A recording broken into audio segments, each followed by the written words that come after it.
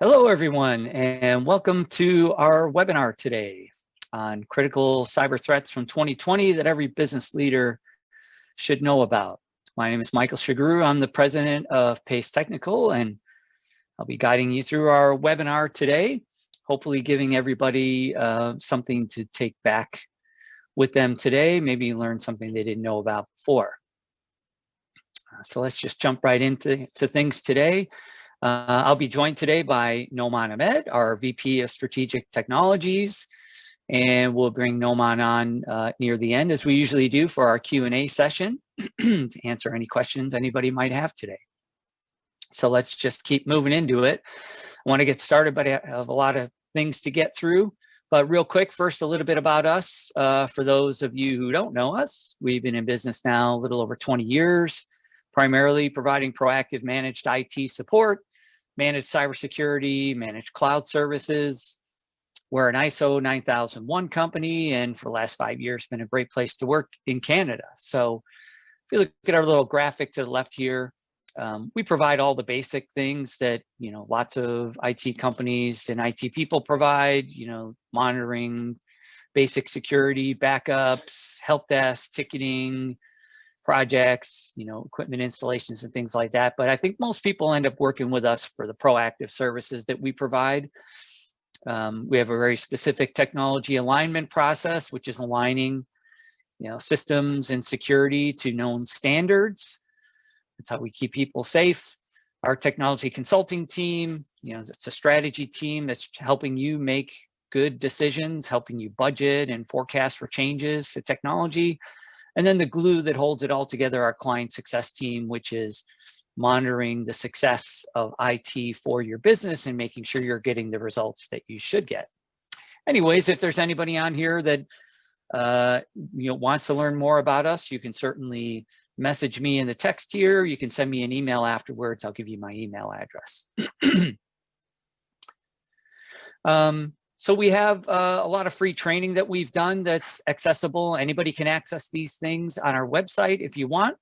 Got a lot of training on, the Office suite, Microsoft Teams. We've done a couple there based on how things have gone today. Some other cybersecurity training, even things on culture, emergency preparedness, and whatnot. So if you just go to our website at pacetechnical.com and go to the media dropdown, you can find all of these and get access to all of these video-based trainings for free. Feel free to share them with your people, your colleagues, and whatnot. One last thing before we jump into it, one of the causes that we're very passionate about here at PACE is the Movember movement. Being a primarily company with lots of men working for us, one of the things that we're passionate about is raising funds for November for men's health in general, and more specifically mental health is something else that we are also very passionate about. So you can find us if you go to the Movember.com site and just do a quick search for Pace Technical. You'll see our team page as well as all the team members. Several of our people are doing this. I don't know if you can see me through the camera there, but growing my Movember mustache, as well as my partner Shale, who's a fantastic entertainer. He's a great singer and piano player, is doing a live 2-hour special on November 29th, a live concert. If you go to our Facebook page, you can find information about that. Just search Pace Technical on Facebook, and you can find how to access it. It is going to be a Facebook Live event. You can tune in and listen to Shale. If you make a donation, you can even request a song as well. So I'm assuming on November 29th, we really can't go anywhere, I suppose. So, join us for that. And that would be great if you're able to make a donation. That would be very, very much appreciated. All right, so let's have a look at our agenda today. We're going to start off by just having a quick look at the current landscape of cyber threats here in 2020, looking at some of the newer trends and newer threats that are out there, changes that are happening. And then we're going to look at how to safeguard your business, both for now and as we're moving into 2021. And then something else that some people have asked about, what do you do if you do get breached? Like, what are the steps that you take? What are the things that you have to consider and whatnot? And then we'll end it all up with a Q&A session. We'll bring Noman in and answer any questions that anybody might have. So I wanted to start out the landscape with just looking at some stats. And I'll tell you what, if you do a Google search right now for cyber statistics, you'll find, oh my gosh, all kinds. There's sites that had like 110, cybersecurity statistics and things like that. I'm not going to bore you with 110. I've basically whittled it down to, I think I have about 15 or 16 that I thought would be interesting enough that you'd want to know about. The first one, worldwide spending, going to reach 133 billion in 2022.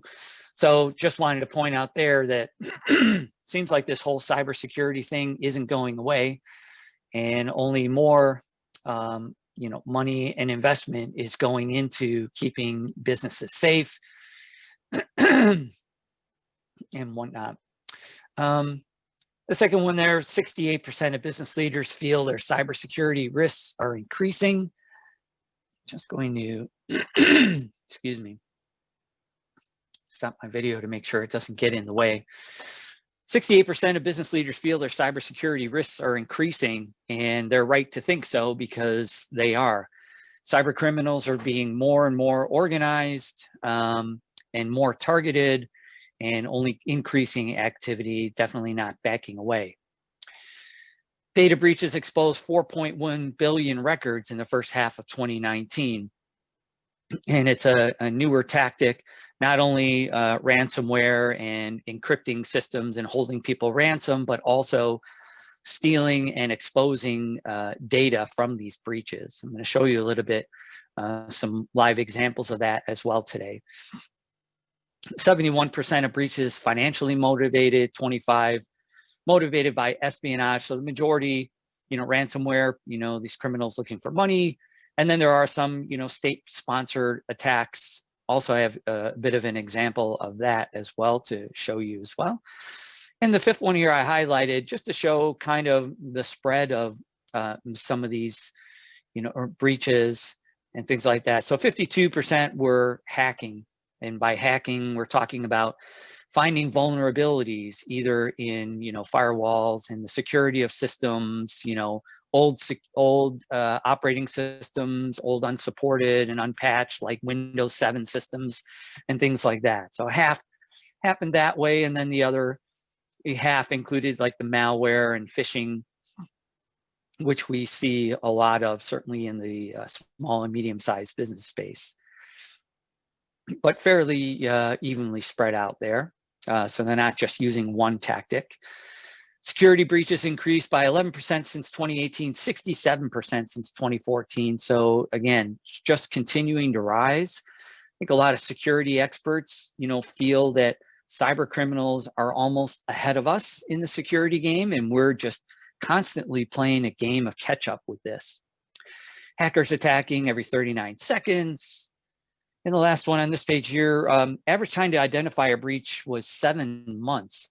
So I just kind of wanted to highlight that it isn't always just like a quick money grab, like that they're, tricking somebody with phishing and then getting the malware in on systems and then encrypting the data, holding people ransom, and then just trying to get in and get out quickly. A lot of these attacks are becoming more of a longer game where they're getting some sort of like spying systems in place that go, virtually or can go virtually undetected for a long period of time. And they're in just studying people, trying to see who the main players are, how people communicate on a network and whatnot before they go in and strike at the right time when they feel that they can be the most effective or that the company can be the most affected. Average life cycle of a breach lasted almost 11 months, obviously from start to finish. And then some of the cost figures, average cost of a breach, $3.92 million. Average cost of a ransomware attack on a business, $133,000. Like, I think probably some of the bigger breaches are, skewing these numbers upward. I think another figure that I saw as far as the average ransomware request for a small business, it was in probably like the $3,000 to $5,000 range, something like that. But I think when you do add up all the costs of lost time, downtime, potential effect to reputation, losing clients and things like that, all those things can add up. 92% of malware delivered by email, pretty obvious. And then I highlighted this one here, 43% of the breaches were small and medium-sized businesses, so almost half. So it's just kind of to go against a lot of people, small businesses that think, well, these people aren't after us. We really don't have that much. And, even if they got our data, it's not a big deal. But when you think a little bit further, everybody's got something to lose, I think. And that's at least what hackers think anyways. That even, reputation, loss of clients and things like that also can come into play. So really, they're not being picky and not just going after the biggest fish. There are several criminal organizations that only attack small and medium-sized businesses, partially because it's easier. Not as much investment is being made. They don't have the resources and a lot of the process and procedure that's really required to keep a business safe. The next one here, average cost and time of a malware attack is 50 days. So yeah, 15, I just wanted to include some of the things that a lot of people don't think of. I mean, you hear about ransomware and money and maybe downtime being the effects of, cybercrime, but a lot of people don't think of, turnover of customers, increased customer acquisition activities, reputation loss, diminished goodwill. Like these are kind of bigger idea things that could potentially sink a business. So I just wanted to highlight those. And the last one here, 50% of large enterprises are spending $1 million or more annually on security. Companies across the globe spending lots and lots of money on cybersecurity, and we're still hearing of some of these large businesses being breached as well. I have a theory of why that's happening. Both too small as well as large businesses. I think it goes beyond the amount of money that they're spending on tools and software, and things like that. I think it goes a little bit deeper than that into some of the process and procedure that may be potentially lacking there. So let's move on. One of the other things that I came across in my research here in 2020 is that it seems like we're still not that great when it comes to the whole password thing. Because I found this data from NordPass. And NordPass is a company, they have, basically they provide a password management tool. And I believe this data here is on a survey of about 250 million passwords that they keep. And these were some of the results. They posted the top 10 passwords that existed. So you can see the top one is 1, 2, 3, 4, 5, 6, followed closely by 1, 2, 3, 4, 5, 6, 7, 8, 9. You look at the fourth column there, the time to crack passwords like this for a cyber criminal, less than a second they could figure out and infiltrate passwords like this. I'm sure a lot of people use these passwords on accounts and things like that they don't think highly of, but it is still a potential way in for a cyber criminal to get some information on you, potentially to use somewhere else. You see number 10 on the list here, the word Senha.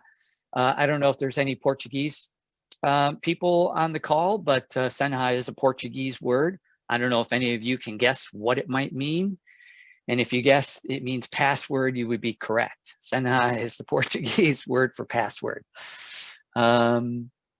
Anyways, so let's keep moving on here. I wanted to do a poll question, and just to let everybody know in advance, this is completely anonymous. I'm just going to launch the poll here, if it'll come up here. And the question is, are you currently using a password that showed up on that previous top 10 list? Just a quick yes or no. Again, completely anonymous. We cannot see anybody on the call who might be using any one of those passwords. No need to be shy. All right, we're just going to make it a quick poll here. I'm just going to end it right there because it looks like it is pretty overwhelming. 100% are not using any of those. So this must be all people down in the United States or something like that using all those passwords. None of that's happening here in Canada. So let's just move on quickly. Very glad to see that with everybody here. So moving on with the threat landscape, I don't know if any of you saw this in the news, but back in August, the CRA had to shut down their online services after a whole bunch of their accounts were breached in a cyber attack. And if you looked at what happened there and what came out of the forensics is they determined it was basically credential stuffing. So credential stuffing is basically cyber criminals that get access to IDs and passwords, maybe from an attack somewhere else or a breach somewhere else. And now they're going to take these IDs and passwords and just start going around to other sites and using them and seeing where they can, where people might be reusing the same ID and password combination from one account to another. And that's exactly how these criminals got in. So this is just a reminder to people. I know passwords are very, very difficult. It seems like we have more and more of them. You have to keep changing them. Trying to keep management of them is very difficult. I can only recommend using a password tool of some kind. If you need help with that, we can certainly recommend a tool for you to use, but one way or another, especially for very important and sensitive sites, certainly your IT network, banking, anything financial and whatnot, you have to use unique passwords for those. Moving on, I don't know if anybody saw this in the news, but the government is looking to introduce a new privacy bill. It's basically kind of an updated privacy bill aimed at protecting Canadians. I'm not going to go through the whole thing, but just want to kind of give you the high level view of it.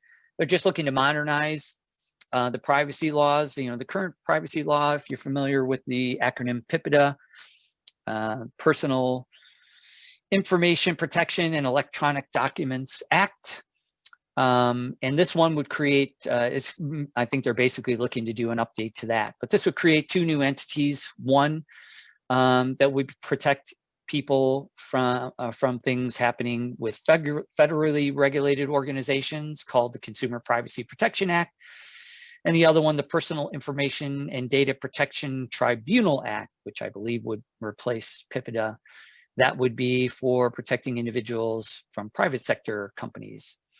So it's really just outlining how personal information is used, managed, secured, more meaningful penalties for misusing personal information or using it in the wrong way or not telling people how you're using their information, and probably a little bit more like GDPR. I'm sure some people are aware of GDPR that came out of the UK and Europe. Very strict guidelines on how personal information is used and managed. But some of the other things that come out of this, for instance, like Facebook, it'll give you the ability to go to Facebook and remove any of your, if you wanted to close your account and remove any personal information and things like that from there. Cookies on websites, how personal information is used by companies on their website and whatnot. So look out for that. It's not passed yet, but they're expecting in 2021 this to come out. So it's probably going to mean a lot of changes to businesses in how you handle personal information from everything from employees to customers to web visitors, etc. So now I want to move into some of the new threats and trends that we're seeing. I want to start out with, it's a website that I like for information. It's the government site, the Canadian Centre for Cybersecurity. I put the web address here, cyber.gc.ca.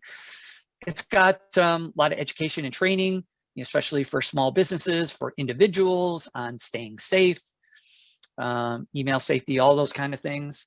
And they also do post alerts when there is, things that they feel is a threat to either individuals or organizations.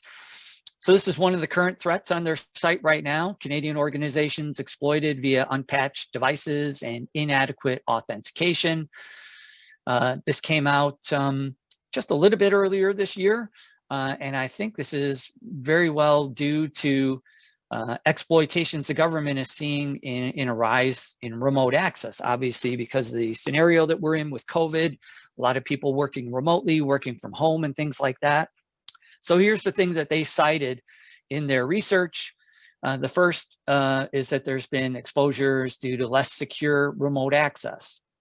So either improperly secured, not using a VPN, remote desktop, or what's known as RDP, also has some, known vulnerabilities if it's not secured properly.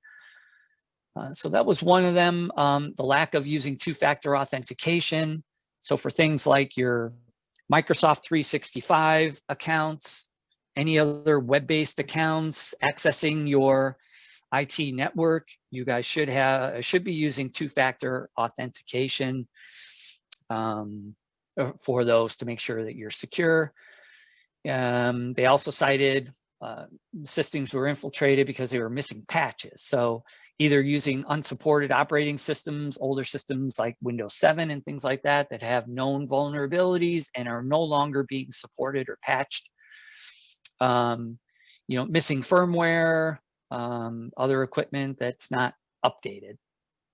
And then the other thing that they discovered, some VPN vulnerabilities. So now we're thinking, here we go. We're using a VPN because that's what everybody said, use a VPN for remote access to be secure. And now we find out that even some of these VPN products had vulnerabilities that people were able to infiltrate. And 2 out of the 3, I really never heard of Pulse Connect, but Fortinet and Palo Alto are pretty big players in the firewall and the VPN marketplace. So seeing them on here leads me to believe, geez, this could be bad, but I'm sure they've released patches and updates to their VPN now that has covered these things up. But again, you need a process for reviewing and making sure you have the most up-to-date firmware and software updates on all of these products. But just goes to show you that even VPNs, with everything, you have to be vigilant, and really process and procedure comes into play, and making sure everything is updated really comes into play here. There was one other alert that actually just came out. One of my security people told me about that the government is also concerned about a threat to the infrastructure, like including things like water, hydro, and all that. And this is more of an espionage, so state-sponsored attack that they're feeling. And they're not saying that it's absolutely going to happen, but the government has a heightened awareness of the possibility of something like this happening. It's another alert that appears on their site if you do go there. Some other trends that we're seeing, phishing attacks are just getting a lot more targeted. So criminals, instead of their old way of just casting, a huge wide net, are just being a lot more direct and using spear phishing, which is basically studying or just minimizing the attack vector that they're going after. So they're instead of casting a giant net, they might be going after just one business, or potentially one individual, or a group of individuals, or people they find that belong to a LinkedIn group or a Facebook group. Anything that they can use some sort of relation to, or that will help them in tricking people. So they're using social media platforms, maybe media information that might be posted about a business, maybe a business won an award or something like that. Any kind of information like that. Obviously, during COVID times, they're trying to find out who's working remotely. Because once they know they've got people working remotely, they can use things like this example here. Knowing that an organization has been using Zoom to connect and use for video conferencing, a phishing campaign like this might be very useful to trick people. You could equally make this a Microsoft Teams theme phishing example as well.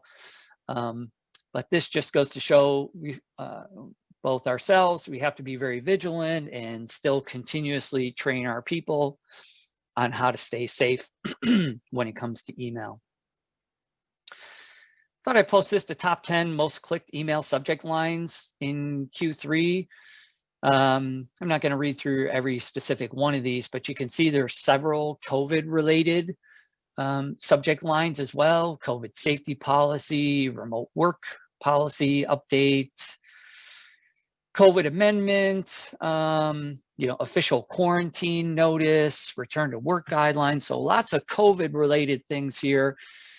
And businesses and organizations, health organizations are putting out and are sending legitimate emails about all those things.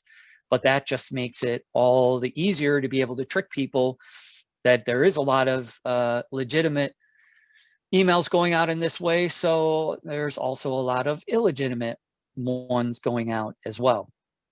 And now as things are going to be changing, probably as we go into 2021, with the introduction now of vaccines coming out, it's probably going to be another opportunity that cyber criminals are going to want to try and latch onto and trick some people with when it comes out, because I'm sure there's going to be a lot of people very antsy to get their hands on a vaccine.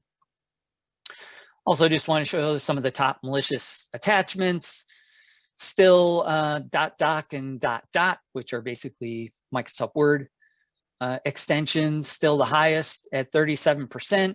And these are, dangerous in the fact that, okay, if it's a legitimate Word doc, totally okay, but Word documents can contain macros inside of them that can execute code, and that's why they are dangerous. So before you open up a Word document or any other kind of attachment, you want to make sure that it is legitimate, coming from a legitimate sender, before you do open any kind of an attachment. Of course, the next highest extension is .exe, which is about 20%. Another threat and trend is going after major technology companies. So even companies that do what Pace does, so managed IT companies. So these criminals are trying to, again, be very efficient in their attacks. So going after a company like ours or a large technology company that is servicing many, many people, feeling that if they can infiltrate one, that they may get access to whether it's information or network information, or even potentially access to the companies affiliated with some of these technology companies. Also using, going after IT management tools that we use or that large businesses and large IT departments use to support thousands of users has been a tactic that they are going after. So this is one kind of key area, when I meet with a lot of people that still, work with businesses that are, on an older, kind of more outdated service model, which is, we call it kind of the break fix service model, which is, sort of just putting out fires as they come up. Really no sort of process and procedure for looking into security and spending time and dedicated resources on managing security. 100%, if you're working in that respect with a business, I could all but guarantee there's going to be some blind spots and potential risk in areas of concern. If you're paying significantly less for your IT service or whatnot, also I can tell you, if I charge significantly less for our service at Pace, I would not be able to afford the dedicated resources that I have into making sure that not only our business, but all our clients' businesses are as safe as they need to be. And there will be areas of, blind spots and risk or concern. So something you want to make sure of, that whatever company or your IT people that you're working with have the right process and procedure. Tools are great, but tools aren't everything. You need process and procedure to understand that you are 100% secure. Some other trends that we're seeing with cyber criminals, becoming way more efficient. So even the software and the encryption software that they use in ransomware attacks, they're making and rewriting to be more efficient. So in a ransomware attack, the software basically goes through and just starts encrypting files so that you can't access them, and you need a decryption key to be able to do it. Well, as businesses started getting smart to this and backup systems started getting better, and monitoring systems and things like that, we're able to stop some of these attacks, midstream. People start noticing that strange things are happening on the network, or they can't access things. So they started writing their software to be a lot more smart, and they're prioritizing the software so that when it goes in, it doesn't just willy-nilly start encrypting files. It's now prioritizing things like going after larger file sizes or specific file types and specific file extensions, or going after the largest drives on a network. Really, they're trying to maximize the effect and the impact that they're making on this, on the encryption, so that they can, guarantee themselves some kind of a ransom. Mobile attacks also have increased in 2020. A lot of the standard ones that you see come over by text. You might get a text message or an automated call. I know I get them all the time from the CRA telling me that either I'm going to be arrested or I've done something wrong, and I've got to call in or have a conversation with an officer about it. I don't know if any of you have heard in the news, but even just in the last week, I saw a news report about a Shoppers Drug Mart cashier who stopped an elderly woman from buying thousands of dollars in gift cards. So if you know the scam, it's basically the police are randomly calling cell phones and telling people that they're going to be arrested unless they pay this fine.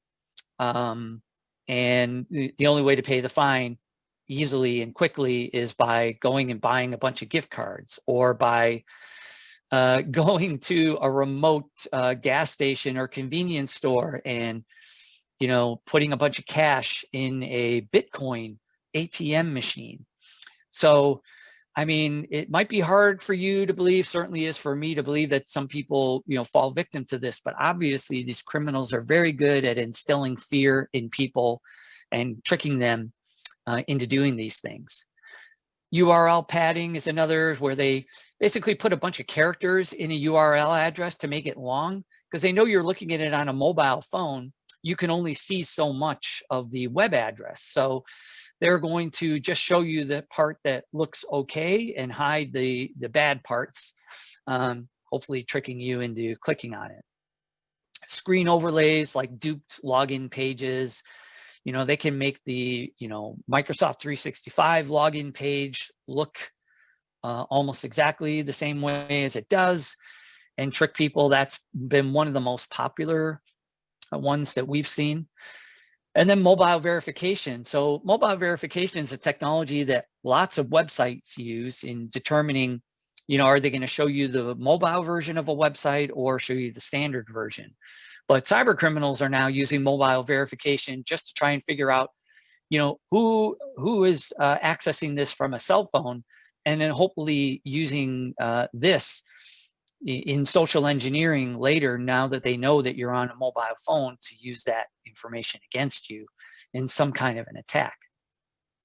Now, I had one of my people go to the dark web to a site called DoppelLeaks, just to show you what some of this information looks like from people that are getting attacked. So one of the new tactics that cyber criminals are using is not only just using ransomware and going in and encrypting files and hoping to get a ransom.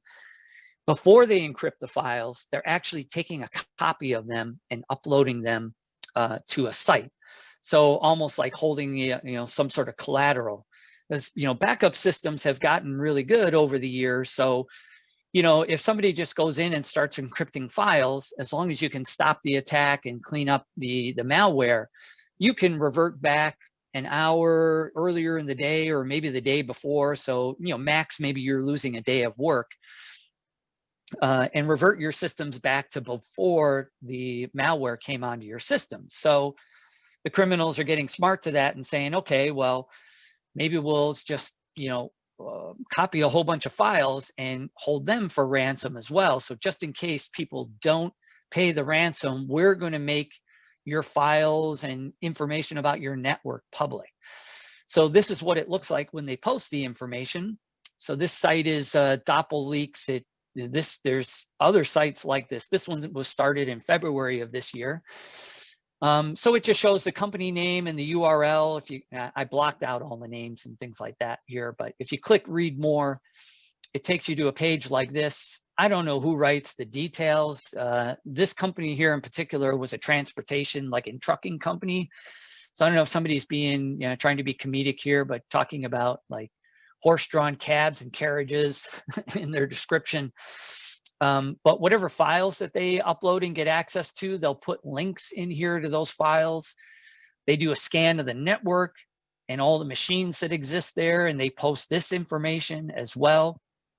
As you can see here, this company had some Windows 7 machines, could very well be how people infiltrated their network. But again, this is information that other criminals could use now that they know some information about the network to make a targeted attack on them.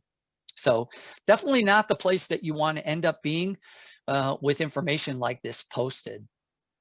So look, a lot of businesses ask, how do you know your business is secure? I mean, I'm sure everybody has a firewall and, antivirus, maybe investing in some other security related tools and things like that. But how do you truly know your business is secure and safe from some of these attacks? So I like to use this analogy. If you consider your house, what do you use to secure your house? What are the tools and things like that? Sure, you got locks on the doors, locks on the windows. You may have an alarm system, smoke detectors, carbon monoxide detectors, curtains, blinds. So physical security, people can't look in and see, valuables in the home and things like that. It's great to have all these things, but look, if you leave your front door open, even though you have a lock on the door, it's not so secure. So how do you know your home is secure? Well, you have locks on the doors, but you still need to check the door. I'm sure every night, it's heard around the globe, husbands and or wives saying, honey, did you check the door? Could you run down and check that we locked the front door? It's good to have locks on the windows, but you got to check the window to make sure they're closed, make sure they're locked, especially summertime when you might have your windows open regularly. Great to have an alarm system, but it has to be activated and turned on. Smoke detectors, are they on? Is the battery in? Have you ever hit the test button? Same with carbon monoxide detectors. And then curtains and blinds, you have to make sure they're closed so people can't be peeping in. So as you can see, it's great to have the tools and things like that, but somebody still has to check these things to make sure. So let's consider your business, your IT network. What are the tools generally used to secure? Like most people, I'm sure everybody on the call here has a firewall, some sort of security software, virus, malware, probably a spam filter for protecting emails, probably have a monitoring tool of some kind, backups, maybe even some additional security tools. So it's great to have all these tools. Does that 100% mean that you're secure? I'd say 100% no. I mean, if you have a firewall, like who's checking your firewall? We saw the example of even having a VPN and using a VPN still didn't even 100% mean that you were secure. You had to make sure you had the most up-to-date version of it.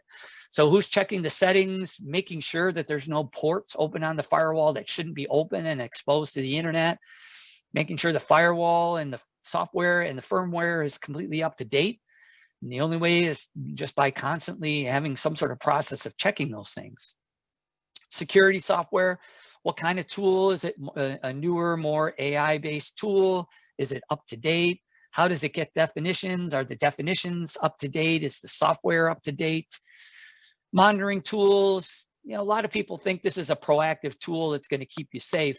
Really, a monitoring tool, most of the monitoring tools are really only telling you after something has gone wrong. So keeping you secure, not so much. Backups, have they been tested? Do you know what your recovery time is? Like if you had a disaster of some sort, would you need to go out and get new hardware and get that set up? Just so everybody on the call knows, still the average recovery time is probably about 4 business days on backups. Again, all depending on what kind of solution you have. I mean, if there's been major changes and strides in one area of technology, backups is it over the last, say, 10, 15 years. But I still come across a lot of businesses using old technology, which would take, days and up to a week to recover from if you needed to. I mean, the solution that we use as an example, our clients, we can have them back and up and running generally without extenuating circumstances in about an hour from any kind of disaster that might happen. If you have additional security tools, are they up to date? Checking the settings and whatnot. So as I say, tools are only part of an IT security strategy. Really, process and procedure has to be there because there's a whole bunch of other things that you need to take into consideration in making your business secure. Users. Who are the users that have access to your systems? You know, is there anybody in there that may possibly not work for the company anymore, that may still be in the system and by mistake not have been rights taken away or removed from the system? Checking security in Active Directory, your wireless security, both making sure that it's secure, you know, if you can, using public as well as private and guest access on your wireless network. Remote access, making sure the tool you're using is secure, making sure you're using secondary like two-factor authentication, using a VPN along with it. Your remote access software, making sure it's up to date. File access and permissions of your users, making sure people don't have access and permissions they shouldn't. Managing your group policy, keeping inventory of PCs and laptops, making sure you know all the equipment that has access on your network and tracking that through real-time auditing. Managing mobile devices, network devices. So there's a whole other set of considerations. And really the only way to keep these things and everything else in your business secure is by having process and procedure. Just having the tools and hoping that keeps you safe, as we see with people getting breached all across the globe, isn't enough. You really need that process and procedure and reporting as well to understand. If you're a business owner, you should be getting some kind of reporting. Because really the common approach that I see in the marketplace to security management is a real high reliance on these tools and then sitting back and just waiting for something to go wrong. Kind of call it the break fix type of, you know, service, or we also call it kind of reactive based service. And if you are on something like that, you are going to have some sort of potential areas of risk and concern. So why are we having all these issues? As I mentioned before, I mean, the cyber criminals are just getting more organized and sophisticated. I mean, they run themselves like businesses. There's some organizations like with hundreds of employees. They're set up like a normal business, just like ours. They give their people sick days, vacation days. They have birthday parties. They have holiday parties. They get bonuses. Run just like a business, with the exception of the people that work there are just committing cybercrime every day. So, you know, these criminals are looking and preying on a lack of organization by businesses and a lack of process. So lots of businesses have tools, but they don't have the proactive management process for managing those tools and software. And that's where the vulnerabilities come into play. Also, businesses have a lack of an alignment process for IT, you know, security controls and standards.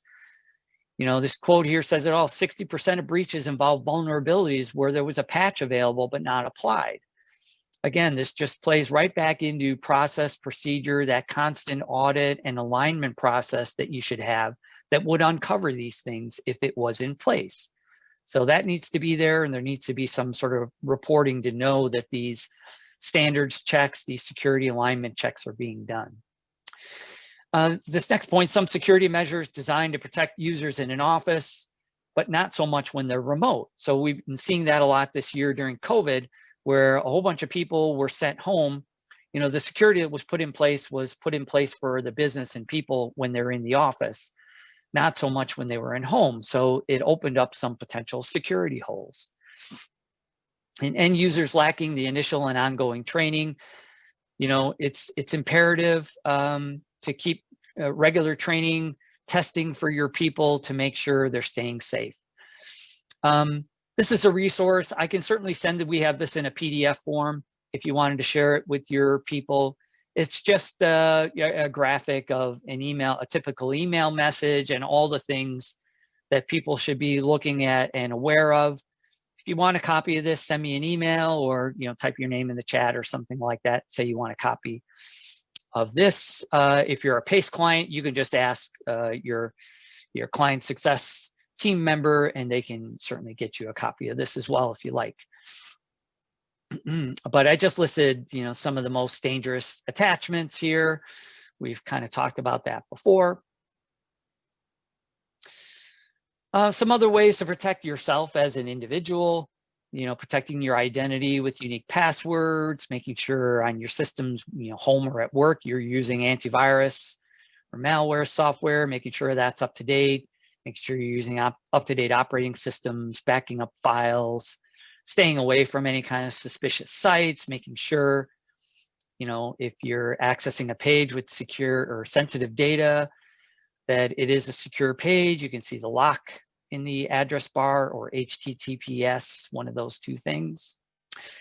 And protecting your wireless access, even at home, making sure you're using a complex password. And a lot of home systems, you can even set up private and guest access in your home. And then some COVID specific, we're still seeing a lot of phishing campaigns and threats, COVID related, only using trusted sources for information. The government of Canada is a good one. WHO, being suspicious of any kind of COVID themed email messages that have links or attachments or things like that. Just being very vigilant. But more into how keeping your business safe now. The bare minimum, I'm sure everybody has these things. Everybody has a firewall, antivirus, endpoint security, and backups. But what I still see a lot lacking, okay, if you're a PACE client, you have this, but a lot of businesses I see out in the marketplace that do not have a really good process around security or standards in general. So the only way to get this is by having process and a dedicated resource for doing these, these standards and security checks, and then reporting to you on what's checked. You can't assume all IT people do these checks, because most don't. If you don't have dedicated resources, dedicated time, and really good process and procedure, I could all but guarantee it's probably not happening. But if you're concerned about it, we can have a conversation. I could probably tell you in a 30-minute conversation whether things are being done in the right way or not, if you wanted a second opinion. Another option, you could adapt a security framework. A couple of the ones that we like is the Center for Internet Security, CIS controls, as well as the NIST framework. The standard and alignment checks that we do are based on these.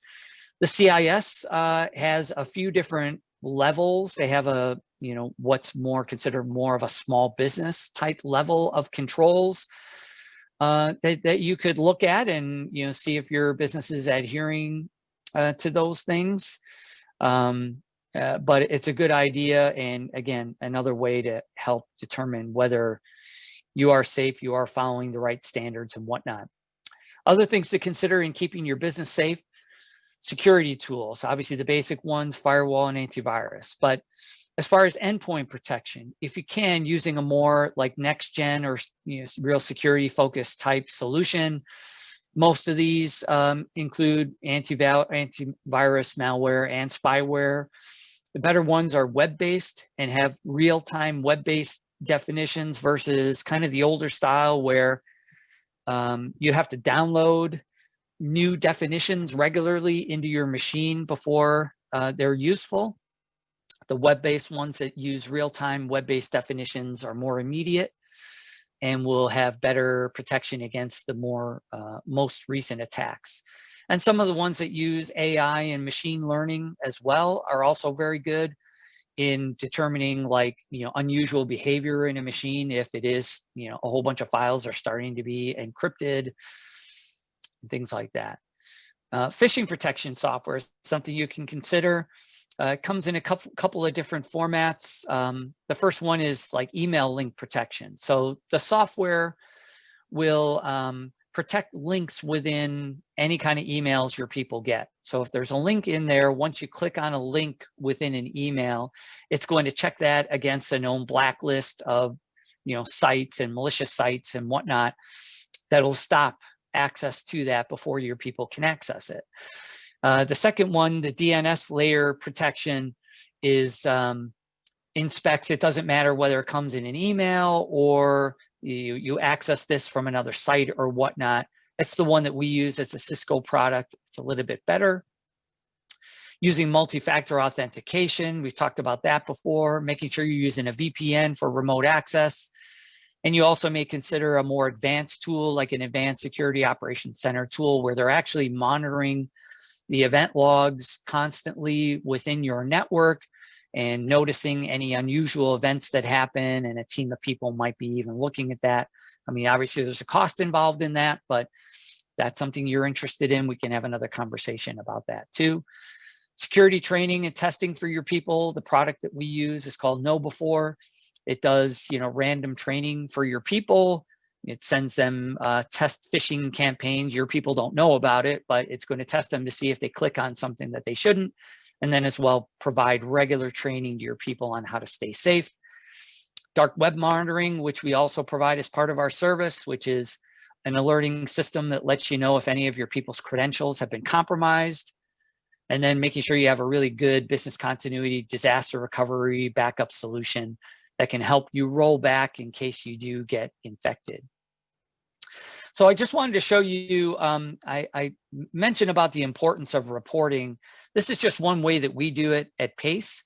We have a custom web portal that we provide for our clients. I mean, it's got both features for the end users themselves, but it's also got features for admin users. And a lot of these relate directly to what we're speaking about today.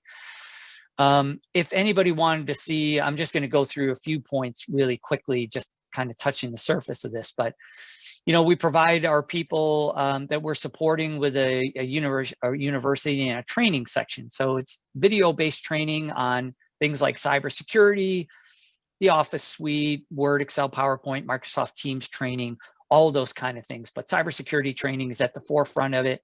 Some of our clients customize this and put in, training for their own products that they use internally, anything technology related.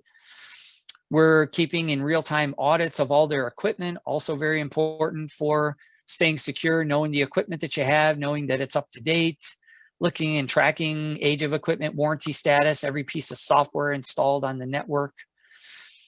Office 365, making sure we're tracking all the users that have access that are in there, making sure you're not paying for users you shouldn't be paying for.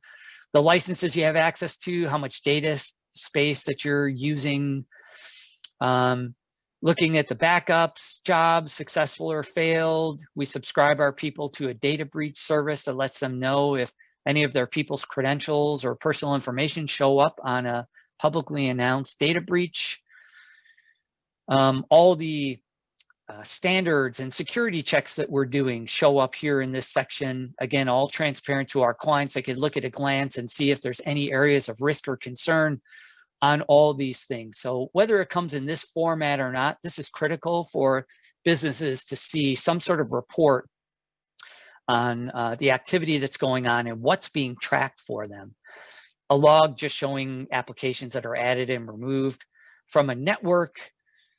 Dashboard showing key, KPIs, information on the network.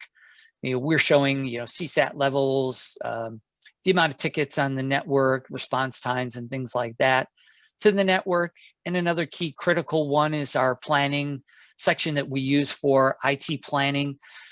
Any kind of changes coming up on the network, but we're proactively putting in an agenda when we're speaking with our clients on IT strategy, changes, where they're going, budget figures, any areas of risk or concern that are showing up on any of the checks that we're doing go in as agenda items for our quarterly discussions that we're having with clients. So I went through this really quickly, but I just wanted to give you at a glance. Again, doesn't have to be in this format, but you should be seeing some of this critical information.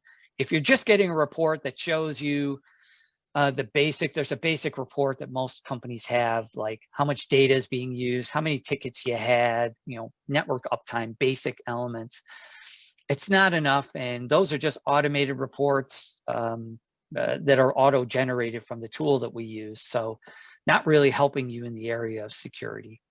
But if there's anybody on the call that wants to If you're a PACE client and you want a refresher on the portal and the access and everything, you can just talk to your client success member and they can give you a tour of this. If you're not a PACE client and you're interested in a demo, I'd be happy to do that. Again, send me an email or throw something in the chat. Anyways, the last thing I wanted to just go through quickly, a lot of people ask, what do you do if you get hacked? These aren't necessarily in the exact order, sometimes all depending on the scenario that you have that they would occur, but these are some of the main things that you would go through. Obviously, anything unusual activity, anything like that happens, you have to notify your IT people immediately. They're going to be looking at isolating any systems that look suspicious, trying to identify a threat, and determining, the extent of whatever infection that there might be. The next step is really going to be containment, eradication, and recovery. However, at the same time, once you do determine that you've had some sort of a breach, you as a business have to know, well, what kind of data do you have? What kind of data might have been exposed? Is there sensitive information that's been exposed?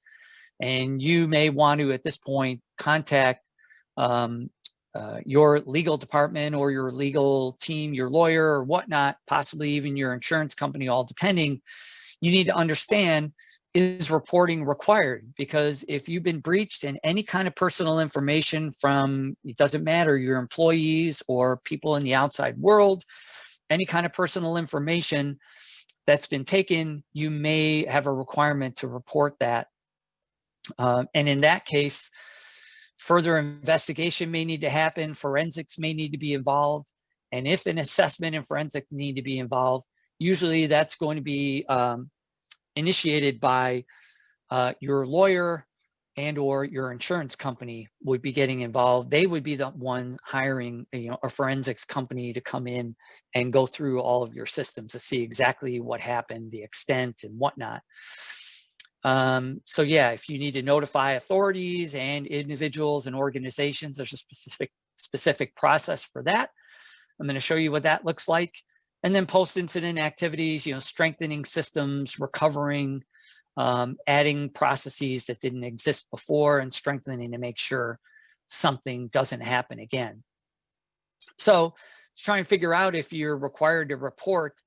Really, the requirement I've highlighted in yellow here, and this is a part of PIPEDA, is if there's been a breach where personal information was involved, where it's reasonable in the circumstance to believe that the breach created a real risk of significant harm to an individual. So in some ways, this is left up to a little bit of interpretation. And I think that's where maybe your legal team comes involved.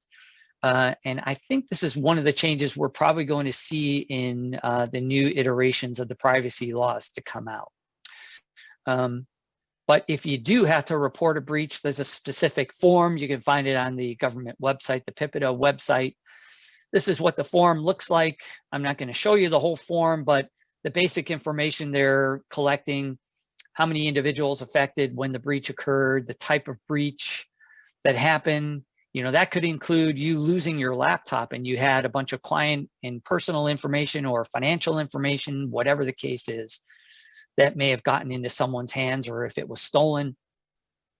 Description of circumstances, the security safeguards that you had in place at the time that were designed to stop this type of occurrence. So they're looking to see if there was any kind of negligence involved here. Personal information known to be affected. Have affected individuals been notified? How did you notify them? Because there's a specific way, specific process you have to follow. Yeah, did it follow regulations? And then steps taken to reduce the effect on those individuals, and then steps taken to eliminate this risk in the future. So I know that was a lot of content to get through, and I probably sped through some areas, but that's what I had to present to you today.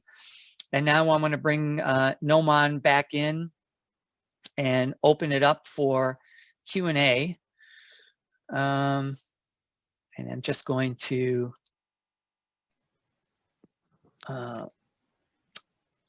pull up. And Noman, are you with us? Hi, Mike. Yeah. Yeah. So the first question here comes from Anne. says, how is this different if you're in the cloud using Office 365? So that's a great question.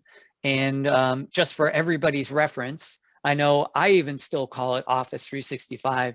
Microsoft has changed the name of it now, and they're trying to get everybody to use the new name. It's now known as Microsoft 365, but we know it by both names.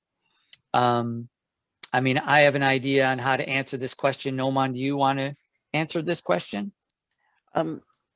Sure, I'll take this one. I think, and what you're referring to is when we talked about in the slides about backup and keeping regular backups and stuff like that. One of the misconceptions that happens with Office 365 users is that Microsoft is backing it up. If you actually look at the fine print in the service agreement, Microsoft recommend that you do your backup using either a third-party tools or you are responsible for your backup on your own. So the Microsoft itself only provides you availability of the data, like if the data is there, but it won't provide you any sort of backup or any sort of point in time backup.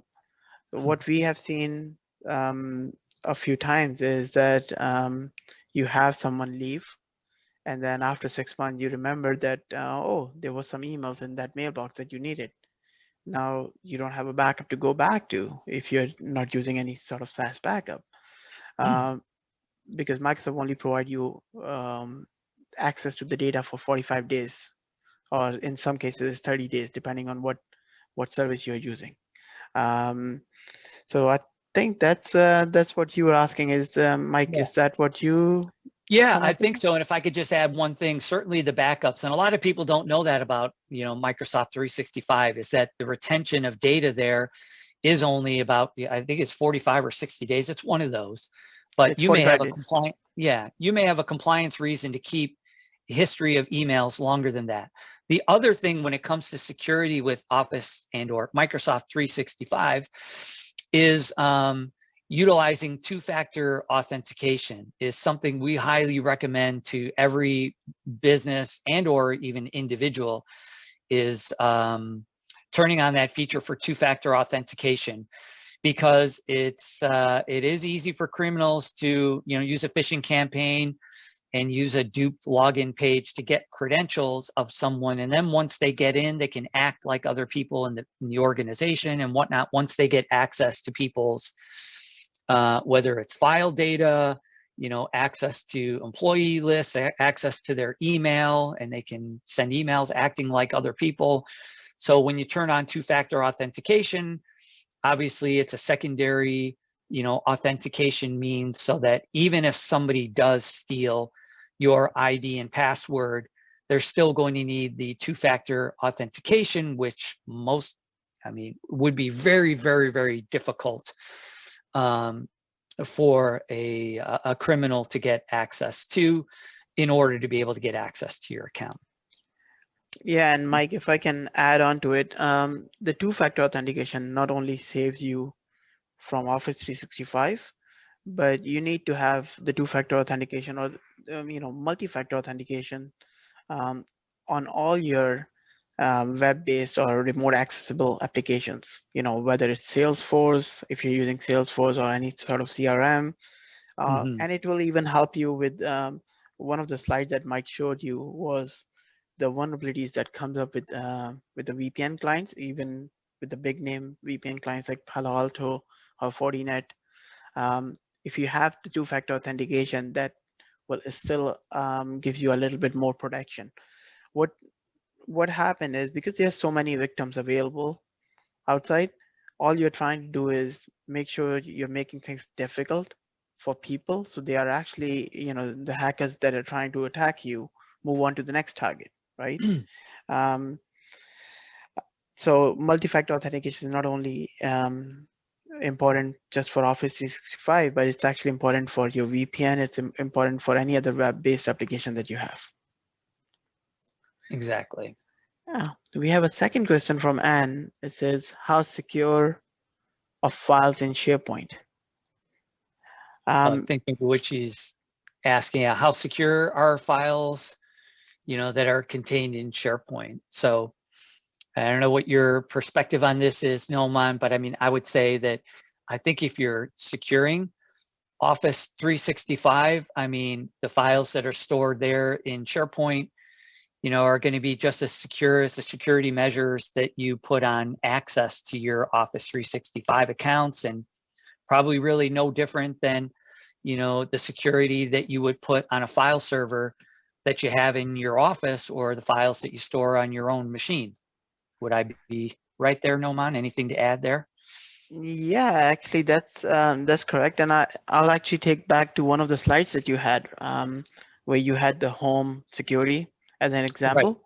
So, Mm-hmm. having something secure in a secure place, is obviously good. But, if you leave the door open, then there's no point, right? Having, $1 million lock, but you're not actually locking it, is going to be a problem, right? So SharePoint itself is secure as long as the process around it is secure, which means Exactly. protecting your credentials, having the right sort of access, the right people are accessing it, and auditing it as well, just to make sure that nothing has been changed.